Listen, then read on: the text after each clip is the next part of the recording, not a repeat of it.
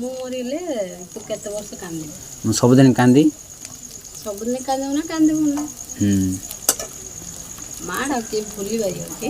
ନା ଜୀବନ ଜୀବନ ସାରା କାନ୍ଦିବୁ। ହୁଁ ତୁ ମରିଗଲେ ତ ମୁଁ ଜୀବନ ସାରା କାନ୍ଦିବି ମୋ ମାର ଭଳିଆ। ରାଇଟ୍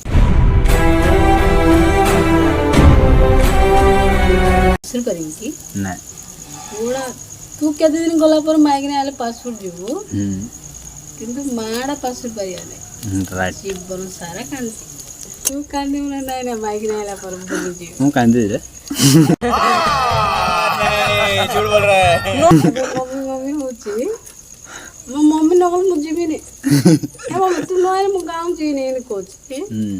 ଆଉ ମୁଁ ସେ ବିବାହ ହେଲା ପରେ କୁହ ମମ୍ମି କାହାର କିଏ କାହାର ମାଇକିନା ପଳେଇଆଲେ ସବୁ କିଏ କାର କିଏ ମାଇକିନା ମାଇକିନା କ'ଣ 6 ମାସ ବର୍ଷେ କାନ୍ଦିଅ ଦୁଃଖରେ ତାପରେ ଭୁଲିଯିବ।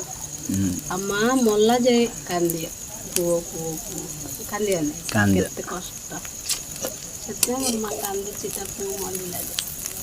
ରାଇଟ୍ କଥା